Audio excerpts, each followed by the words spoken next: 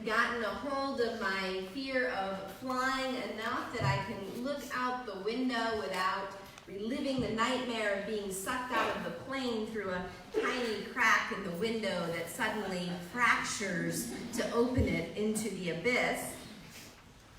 We all have those dreams, right? Now that I have gotten past that fear and I can look out the window lately when I fly, wow, there's a whole world out there. You can see the vastness of this country, even in a population-dense state like New Jersey. You discover that mountains roll into unaltered wilderness. Out west, I have discovered that deserts expand to the edges of valleys which bloom in the winter with green. Whitecaps can be seen crashing against the rocky coast. And in the midst of the glow at night of the cities, there are also miles and miles that are blanketed with darkness. Sometimes, if you're lucky and you're not gripping the seat with your head between your knees, you can pop through the clouds and this sheer exhilaration pulses through your body as you lean over.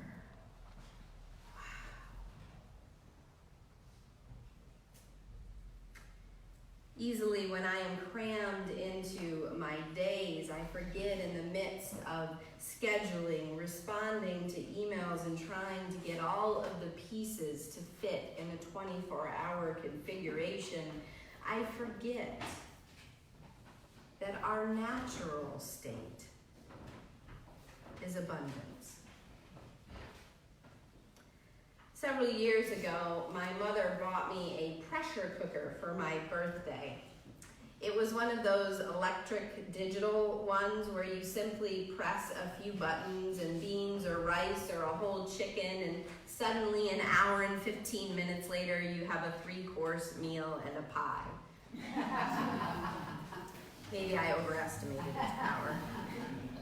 It promised in its advertising to be idiot-proof, which almost seems a guarantee to be an experience which will foster humility. Is it not? So I opened it with just great excitement. I was thrilled to get this gift. I love to cook, but I'm short on time, and a pressure cooker, a digital one at that, seemed to be the perfect solution. Now, contrary to my intuitive nature that has never met a direction she needed to read, I read the directions. I even watched a YouTube video or two, and I got a recipe specifically designed for this model. I poured in dry beans, cut up the vegetables, put them inside, added some broth, fixed the lid just as I had watched on the YouTube video, and then pressed the correct series of buttons. And in response, got a pleasant little doo-doo-doo.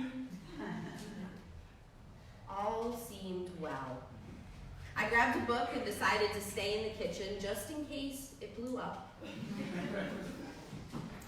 And sure enough, an hour and 15 minutes on the nose, I heard once more, doo-doo-doo.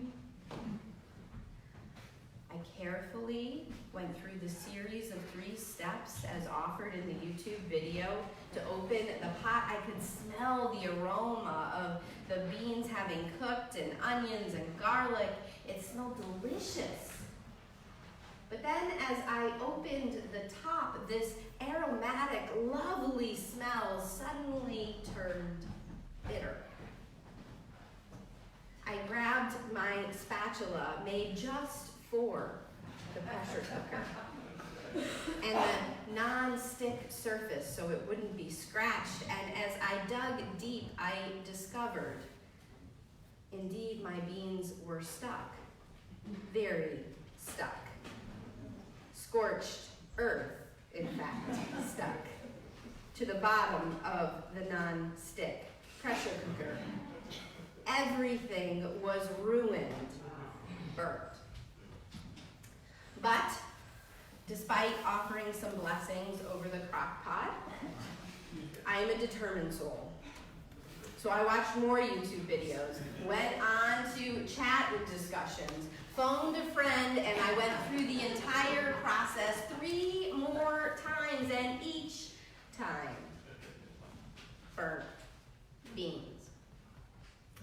At last I happened on an Amazon review of this particular model of pressure cooker, and there in the comments, there it was.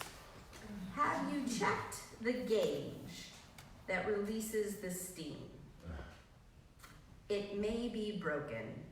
This model sometimes experiences broken gauges.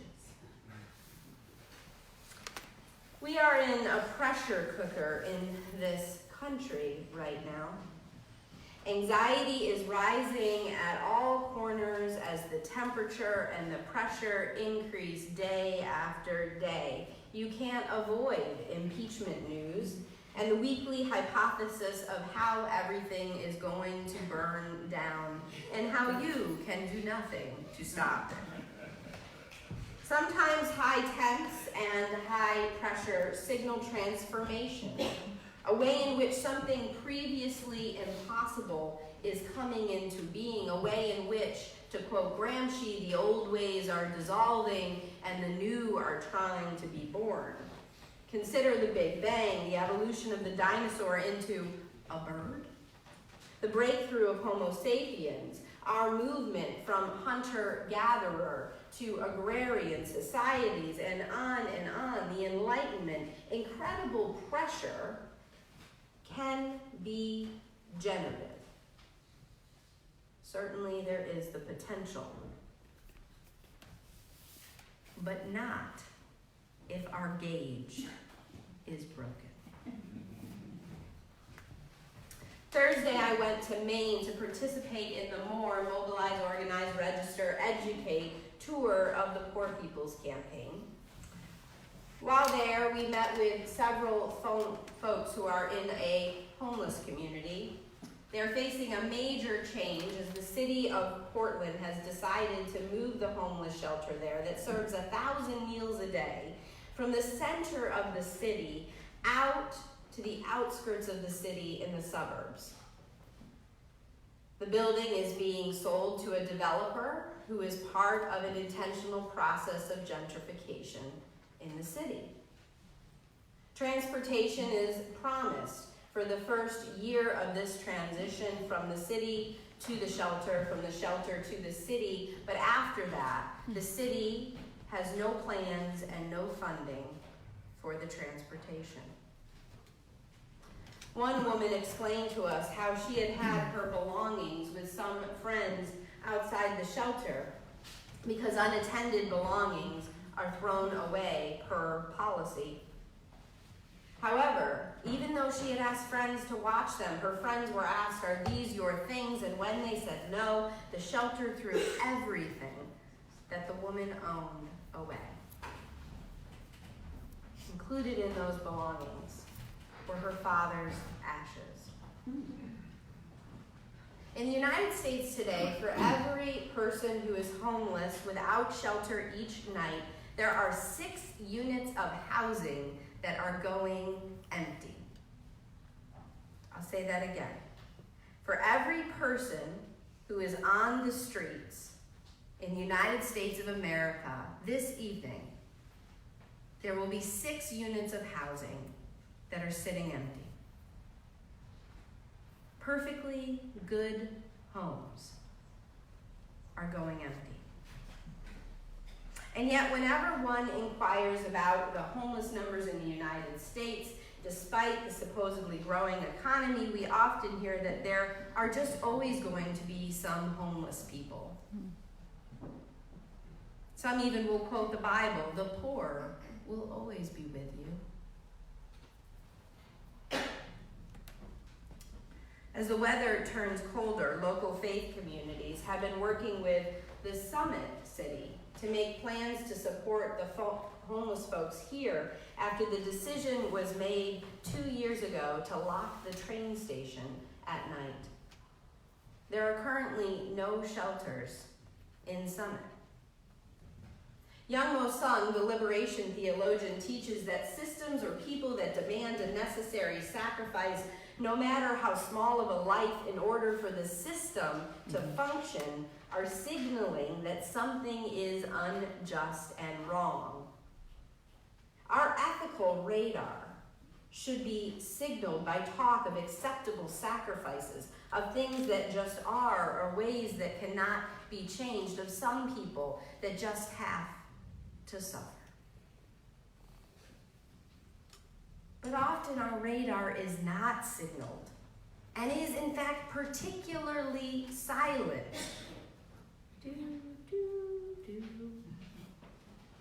Because religious communities have mutilated the word sacrifice for their own end, to ensure that oppressed people stay in our place and that abuse goes unchallenged and injustice continues. There's no way around telling the truth that the concept of sacrifice has disproportionately been loaded with religious meaning to encourage those without power to a piety that gives moral license to those with power in order to abuse it. In my growing up, I would often hear about your cross to bear. An allusion, in many ways, to atonement theology. It's a terribly constructed theological concept, in my humble opinion, created by Anselm in the 11th century as a way to deal first with the concept of original sin, and moreover, the previous theory that Jesus' death paid off a ransom to, get this, the devil. God was in debt to the devil, just if you're following. This was the Christianity crafted by Constantine and the needs of the state, certainly not the earliest Christian community, where instead of the cross, the primary symbol was the resurrection and the garden, life and abundance. This was and is still in many places the Christian state. For well over 10 centuries, 1,000 years, sacrifice has been utilized as abuse and pain. Sometimes it's a personal sacrifice, a sacrifice of self. Sometimes a sacrifice of people. I remember growing up that my father was taught that his role as a man in our family was to work until death and to have no emotions, no affection. He had to sacrifice his humanity, he was taught, to fulfill a role. Sometimes it's a sacrifice of identity. In her writing, Passing, Reverend Nell Newton writes of the pain and knowledge and impact of knowing her family members who are multiracial and multicultural, sometimes passed as white. She writes, "So here's where I can speak from the experience of passing, becoming acceptable, striving to be measured by my conduct and brilliance while wearing an indeterminate skin. I can speak from the weird place of holding white privilege and being seen as not one of us. It's a strange place indeed. Here's the awfulness of passing," she writes. "Knowing that your father, your grandmother, your ancestors sacrificed some of their own identity to make it easier for you to go forward. Now, plenty of our ancestors sacrificed for us to be successful, but denying one's own identity tends to leave odd scars on the family tree." Cultures demanding sacrifice signal something is wrong. Consider Unitarian Universalist communities where for far too long the paradigm of the family has led us to believe that only one culture can reign in the congregation and that only one type of family can survive. Paula Cole-Jones, a lifelong Unitarian Universalist and member of All Souls DC, which is 40% people of color and 60% white folks in their membership, challenges this narrative. She describes her understanding of the vision of Unitarian Universalist congregations not as a family, but as a community of communities, where multiple cultures and ways of being can not only survive, but thrive. You see, the problem is not that perhaps someone's Italian background gives them a more inclined posture towards, shall we say, direct communication. And someone's Japanese background may incline them towards something we might describe as indirect communication, but rather the problem is that the mode of communication becomes only one form as dominant in a family model. And that again and again, the family who controls the way we communicate seems to be white. And everyone else is taught we should sacrifice our particular truths and cultures in order to maintain membership in the family. And then we enter into a conversation about change and power and white supremacy, and rage reigns through the fiber of white people who think they are losing everything. In the marriage equality struggle, I often said in debates, I've no desire to stop the ability of people of different genders to marry each other. I just want to get married to someone of the same gender. I don't want you to sacrifice your love any more than I am being demanded to sacrifice mine. Beloved community, as conceived by Dr. King, does not demand necessary sacrifices. Beloved community sings abundance where scarcity once screamed. A culture of sacrifice is also a culture of scarcity. It uses fear to manipulate and control people. Ultimately, we end up living lives that are dictated by our own worst fears, and the least common denominator becomes our starting point. And that means we have to accept less than who we each are and less than who we could be. Does this sound familiar to anyone in this space? Amen. Am I alone? No. And yet, the clouds do break, do they not? Mm-hmm. Occasionally, we lean over and see through the window and are filled with the exhilaration of the abundance that is our natural state. In Summit, a cohort of about 8 to 10 homeless folks, mostly men, have nowhere to go. Nowhere to go as temperatures drop below freezing. I recently met with Leonard Prentice, a formerly homeless man himself and a leader in our community. He spoke to me about these men and their experience at the train station being locked and how uncomfortable he was that first night when they locked the train station and he walked past his friends, back past all of the faith communities that were warm and lit and in many cases empty. He spoke about his discomfort to watch city buildings, restaurants, public places go empty, of his own guilt of crawling into a warm bed that night. We've begun working on a nighttime shelter solution here in Summit, and SHIP, Summit helping its people, we know serves food in the morning. So we've got the mornings covered, but when I met with Leonard, I said, Leonard, what happens at 8 a.m. after SHIP is done? They can go back to the train station, he said. Folks will get moved along, or sometimes they can go to the library, but similarly, they'll probably get pushed out as other programs are happening in the day at the library.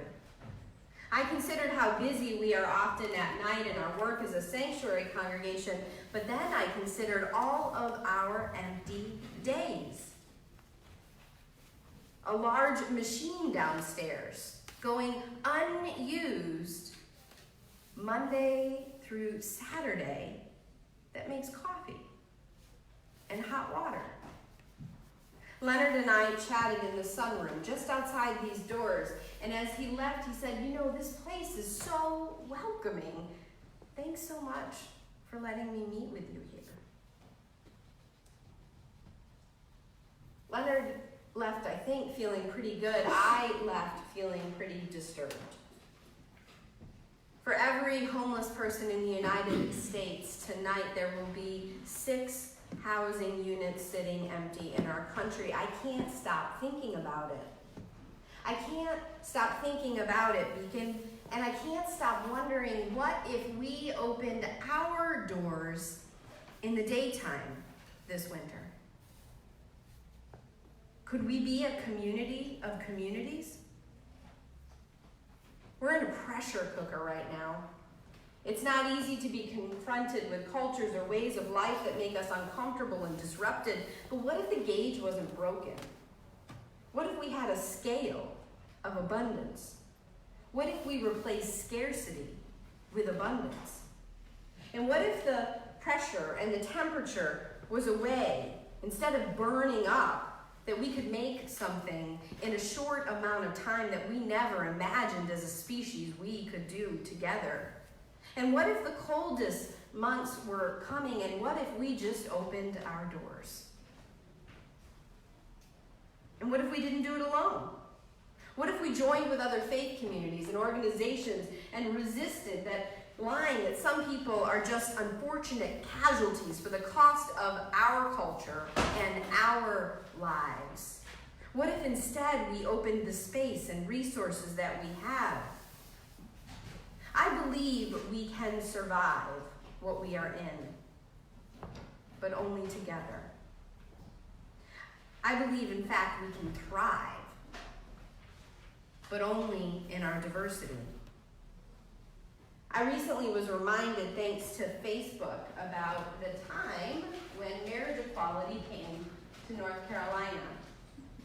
This was the night that a judge ruled on a case that I was a plaintiff on, that indeed there should be marriage equality in North Carolina. That's a 3-month-old Kirk, fast asleep, unaffected by the immensity of this historic moment. And that's Anne Marie and I, my wife. We gathered right in the center of the city and started celebrating. Rainbow flags were waving, cheers were being met with horn honks of love, and a reporter snapped this photo of the 3 of us.